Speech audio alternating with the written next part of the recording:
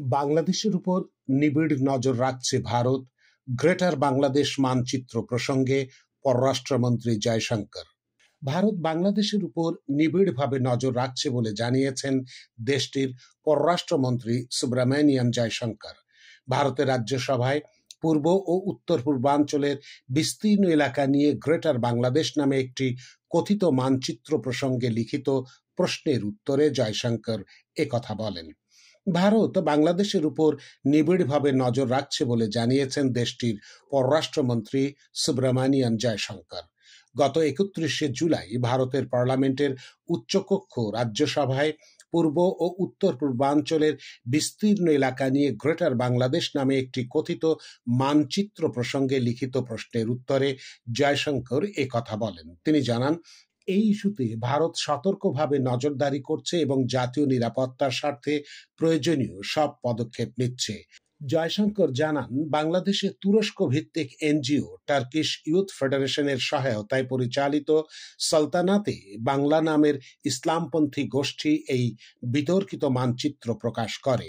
এতে ভারতের বিহার, ঝাড়খণ্ড, ওড়িশা, আসাম, মেঘালয়, ত্রিপুরা, মিজোরাম, মণিপুর এবং অরুণাচল প্রদেশ সহ মিয়ানমারের আরাকান অঞ্চল পর্যন্ত গ্রেটার বাংলাদেশের অংশ হিসেবে চিহ্নিত করা হয়েছে।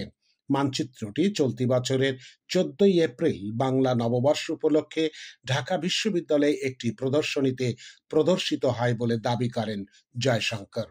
জয়শঙ্করের মন্তব্য অনুযায়ী বাংলাদেশ সরকারের তথ্য যাচাইকারী প্ল্যাটফর্ম বাংলা ফ্যাক্ট নিশ্চিত করেছে যে সালতানাতে বাংলা নামে কোনো সংগঠনের অস্তিত্বের প্রমাণ তাদের কাছে নেই। বাংলা ফ্যাক্ট আরও জানায়, যে মানচিত্রটি প্রদর্শিত হয়েছে তা ঐতিহাসিক বঙ্গ সালতানাতের রেফারেন্সে একটি প্রদর্শনীর অংশ ছিল, যার সঙ্গে কোনো আধুনিক রাজনৈতিক অভিপ্রায় বা বিদেশি রাজনৈতিক সংযোগ নেই। একই সঙ্গে আয়োজকরা তাদের কার্যক্রমের সঙ্গে কোনো বিদেশি রাজনৈতিক সংগঠনের সম্পর্ক থাকার অভিযোগও অস্বীকার করেছেন। ভারতের প্রভাবশালী দৈনিক ইকোনমিক টাইমস দাবি করেছে, শেখ হাসিনা সরকারের পতনের পর তুরস্ক বাংলাদেশে তাদের প্রভাব জোরদার করতে তৎপর হয়েছে। বিশেষ করে পাকিস্তানের সঙ্গে বাংলাদেশের সম্পর্ক পুনঃস্থাপনের প্রেক্ষাপটে এ তৎপরতা নতুন মাত্রা পেয়েছে। প্রতিবেদনে উল্লেখ করা হয়, তুরস্ক বাংলাদেশের সেনাবাহিনীকে সামরিক সরঞ্জাম সরবরাহের প্রস্তাব দিয়েছে। তুরস্ক সমর্থিত এনজিওগুলো বর্তমানে বাংলাদেশে অনেক বেশি সক্রিয় হয়ে উঠেছে। ভারতের অপারেশন সিঁদুরের সময় তুরস্ক পাকিস্তানকে সমর্থন করেছিল, যার ফলে ভারতে তুর্কি পণ্যের বয়কটের ডাক উঠেছিল। এস জয়শঙ্কর জানিয়েছেন, ভারতের পররাষ্ট্র মন্ত্রণালয় বিষয়টি নিবিড় পর্যবেক্ষণ করছে।